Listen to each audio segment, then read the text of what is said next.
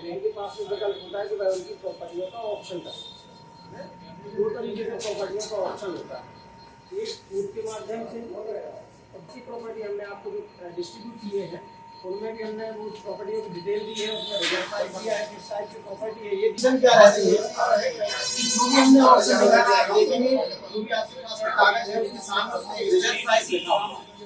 Result price मतलब क्या होता है, कम से कम अपनी वैल्यू प्रॉपर्टी की हम चाहेंगे कम से कम इतना पैसा उसका चाहेंगे। इसको करने के लिए हमें क्या करना होगा है, पहले उस वैल्यू का 10% अमाउंट हमारे पास में धरोहर राशि जो कहलाती है ईएमडी अननेट मनी डिपॉजिट में हमें जमा करनी होती है।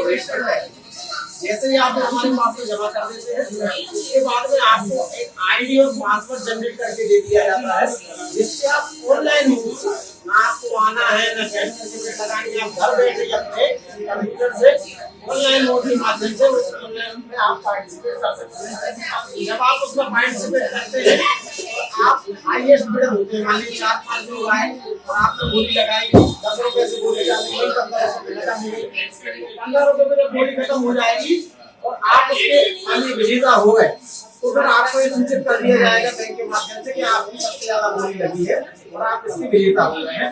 तो उस दिन आपको 15% और यानी टोटल 25% बिक्री मूल्य का उसमें आपको जमा करना होगा और बाकी का पैसा 15 दिन के अंदर जमा करना होगा। जैसे ही पैसा पूरा बैंक के पास में आता है, बैंक आपके नाम पे वह रजिस्ट्री करा देता है, साथ में प्रॉपर्टी का कब्जा भी बैंक आपको सौंप देती है।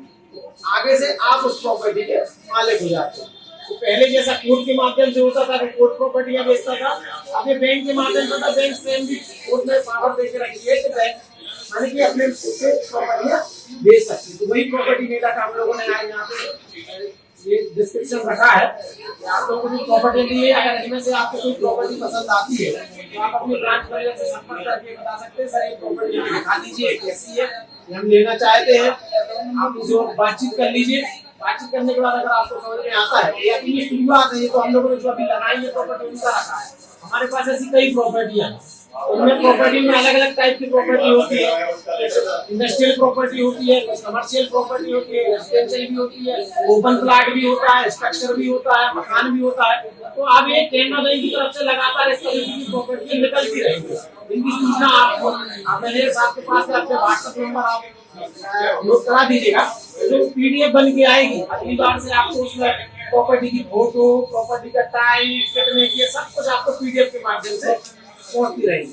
तो ऐसा हो सकता है कि आपको प्रॉपर्टी लेनी हो, कई बार ऐसा होता है कि आपके किसी पहचान वाले को प्रॉपर्टी लेनी हो, कई बार ऐसा होता है आपके पड़ोसी को लेनी हो, आपके रिश्तेदार को लेनी हो, तो जरूरी नहीं कि आप भी को प्रॉपर्टी लेनी हो। कई बार आपके टच में आते हैं, यार भैया हमें इंडस्ट्री डालनी है फलाने एरिया में, प्रॉपर्टी मिल जाए। आपको एक चीज ध्यान रहेगी कि हाँ केनरा बैंक के पास में इस टाइप की प्रॉपर्टियां हैं, हम वहां पे संपर्क करके उसको ले सकते हैं। अच्छा, इसमें एक और विशेष बात केनरा बैंक ने क्या करके रखी है, अगर आप ये प्रॉपर्टी मान लीजिए आप नहीं लेते, आप दिखवाते हैं, तो उस प्रॉपर्टी मूल्य का 1% कमीशन भी बैंक आपको देता है। माने आप अपने किसी भी बंधु को लेके आप चाहे वो आप 1% कमीशन ले लें या उसके रेट में आप उसको कंसेशन कर लें, जो भी आपका भाई गुडविल है आपका जैसा भी है, तो आप वो भी कर सकते हैं।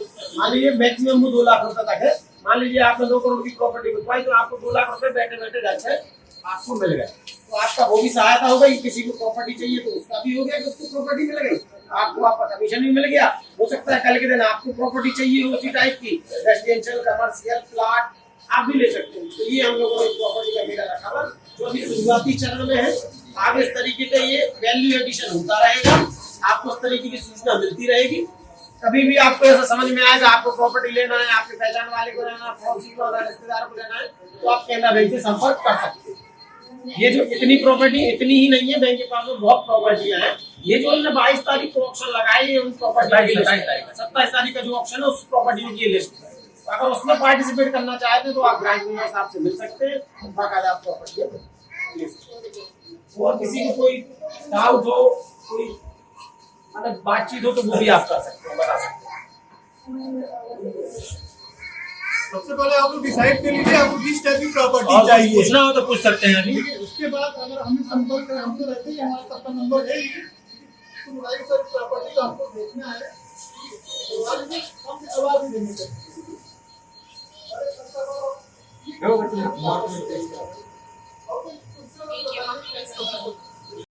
माने कि गवर्नमेंट ने तो तय करके रख दिया कि इसकी वैल्यू 1 लाख रुपए स्क्वायर फीट है, एक एग्जाम्पल, लेकिन उसकी मार्केट वैल्यू ज्यादा कम हो सकती है।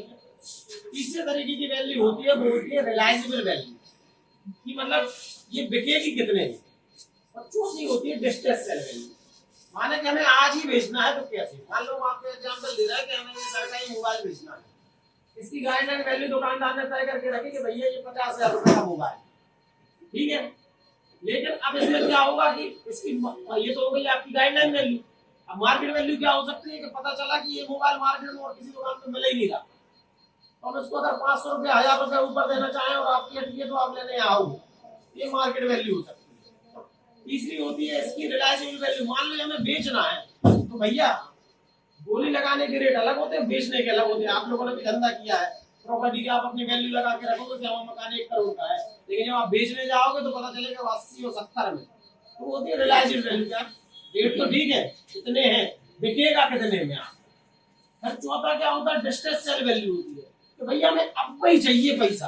एक काम करो 70 का था 65 में लो, 5 और छोड़े पैसा दो। बैंक ये प्रॉपर्टियां रिलायजेबल वैल्यू पे बेचती है, माने ऑलरेडी मार्केट से 25% नीचे, कि बिकेगी कितने में, क्योंकि बैंक इस पे तो साल लगती है बिकेगी कितने में, तो सब ये रिजर्व बैंक की गाइडलाइन के हिसाब से सारी चीजें होती है। और वो भी अगर मान लीजिए हमारी रिलायजेबल वैल्यू में प्रॉपर्टी नहीं बिकी तो अगली बार अगर हम उसको डिस्ट्रेस सेल वैल्यू में बेचते हैं, आप ये ब्रांच मैनेजर साहब से संपर्क कर सकते हैं, भैया ऐसी कौन सी प्रॉपर्टियां हैं जो सस्ते में हमें मिल रही है। ये आपका इन शहरों का हमें नहीं पता, बड़े शहरों में ये बहुत बड़ा मार्केट, कुछ लोग यही करते हैं सर, केवल बैंक की प्रॉपर्टी बिकवा सिर्फ बैंक की प्रॉपर्टी या तो खरीदते हैं। अब उन्होंने क्या किया, ये माल यहाँ लिया वहाँ बेचा, यहाँ लिया वहाँ बेचा, या किसी को लेके आया उसका कमीशन लेके, बहुत ही मार्केट होता है बड़े शहरों में। तो ऐसा करते हैं कि माल खरीदते नहीं है, बैंक का 25% जमा करके और सेल सर्टिफिकेट ले लेते हैं और उसके बाद किसी और को पकड़ के उसको बेच देते हैं, 2% अपना कमीशन रखते हैं। बहुत कुछ होता है। तो मतलब ये आपके एक नया सोर्स है आपके दिमाग में, अभी तक यहाँ पे क्षेत्र में हुआ नहीं हुआ।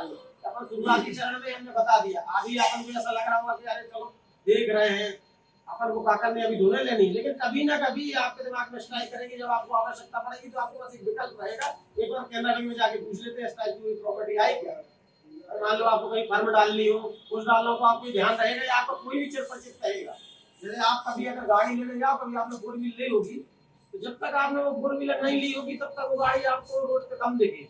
जैसे आप 4 व्हीलर सर्च करने लगोगे आपको वही गाड़ी दिखेगी, क्योंकि जब आप ध्यान देते हो तब आपका ध्यान जाता है।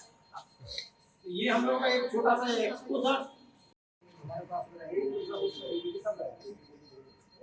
अरुण जी, हाँ जी सर, आप कुछ बताना चाहेंगे?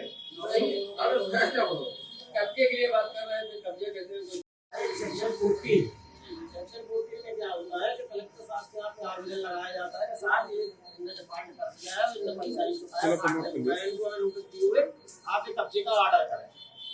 कलेक्टर साहब कब्जे का ऑर्डर कर देते हैं और यहाँ पे सर्किल में तहसीलदार होते होंगे, तहसीलदार साहब जाकर के उसका कब्जा लगाते हैं, वहाँ किसी की कुछ नहीं चलती। जब हम लोग कब्जा के लिए लगाते हैं तो एक नोटिस देते हैं बरोबर को, एक महीने के लिए कि अगर आप जमा कर दीजिए तो हम वापस कर देंगे फाइल बैंक को। बरोबर नहीं जमा करता है तो फिर ऑर्डर करते हैं, पुलिस व्यवस्था होती है, पुलिस का पैसा जो होता है जो लीगल प्रोसेस है उसमें ना हम लड़ने जा रहे हैं, गुंडा नहीं, आप किसी से लड़ते नहीं है, हम लड़ने जा रहे हैं ना आपको लड़ने दे रहे हैं, वहाँ पर कब्जा विधिक रूप से कलेक्टर स्वयं दिलाया। हम ताला बंद करके फिर आपको चाबी देंगे, उसके बाद हमारा आपका खत्म मैटर। आपकी रजिस्ट्री करके आपको कब्जा सौंप देंगे। तो कब्जे के बारे में चिंता मत कीजिए, पूरा बैंक प्रॉपर तरीके से जो है आपको कब्जा करके देगा करने के लिए।